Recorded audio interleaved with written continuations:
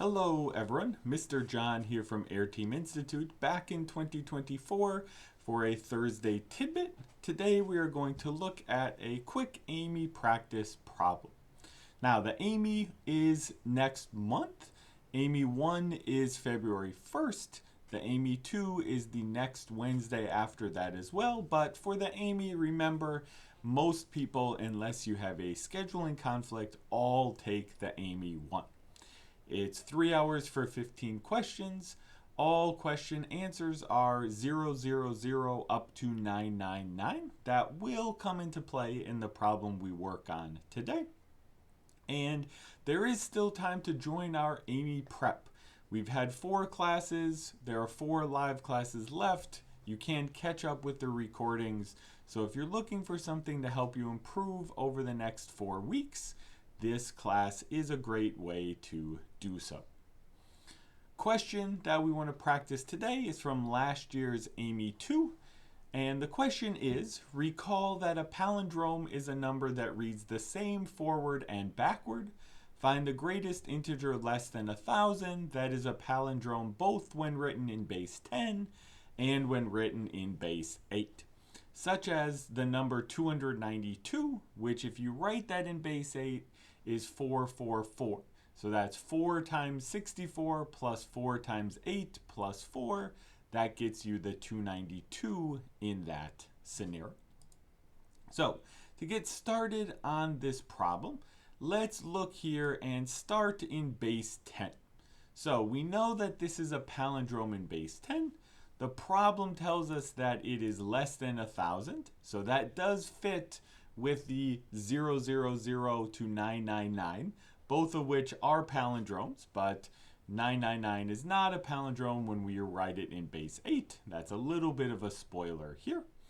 But if we think about this then, right, our number in base 10 is going to be 100 times some hundreds digit A, some tens digit B, and then since it's a palindrome, we know that the ones digit is A. So actually we know right away that this number is 101A plus 10B. And this can be helpful just as a general form to remember, right? Same forward and backwards. You're going to get stuff like 101, 1001. If we have a 4-digit number, those types of multiples will show up as well.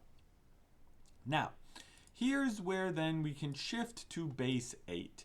And this is something that you do have to keep in mind with the AIME problems. AIME questions, you do have 3 hours to do them. Some of them do require a little bit more trial and error than you might be used to for the AMC 10 and 12. And this is a perfect example of that here. So if we think about this in base 8, right, we're looking at numbers that are using 8s as their digits instead. So as an example here, let's do this off to the side. If we look at the number 777, this is the largest 3-digit number in base 8, right? This number here is 7 times 64. And then we have plus 7 times 8. And then we have plus 7 in this scenario there. So we can think about this as the largest number that we have in 3 digits there. Now, what is noteworthy of this number? What is important about this number, right? This number is 511. It's not all that big. We have, right, plenty of other 3-digit numbers that are larger than this. So the first thing we want to do is actually, let's try a 4 digits in base 8, right? So I want to write this on the board, right? So 4 digits for base 8, and that might not work. This might fail. This could fail. We could go back to the drawing board. But let's try this out. So if we have 4 digits, we have an 8 cubed, so this is 512. So this is supposed to be equal to 512 times some digit. Now we can't use A again, so let's swap over to C. And then we have 64 times a second digit, D. And then that digit has to repeat because it's 4 digits. And then we have C for the ones digit there as well. So the 8ths and the 64th digit are both D, and then 512 times C for that first digit as well. So our 4-digit number in base 8 would be CDDC, which I'm just writing out in terms of those place values here as well. Now, saving a little bit of time and space here as well. Notice that, okay, if it is 4 digits, C can't be 0. But also C can't be 2, because if C is 2, we're bigger than 1,000, that doesn't work. So we know that C has to equal 1 in this scenario. And that actually cleans up stuff quite a bit here as well, because we have 513 times C, which is 1. So just 513 plus, let me say, 72D in this scenario. Now, I'll say a little bit in a moment here about kind of values that, or tricks you could do for this, but trial and error also can help. Remember that our palindrome 101A plus 10B, that those variables are digits, and we know the form of it. The number is going to be a palindrome there. So if you started trying these, right, if you have D equals 0, what do you get? You get 513. That doesn't work in this scenario, right? Then we could try D equals 1, right? And this would give us 585 in this case. And that works here as well, right? And so we do want the greatest integer there, right? So we could keep checking these numbers along the way. So we could have D equals 2, and that would be, so we add another 72 here, you are going to get 657 in this case. This is frowned that way as well.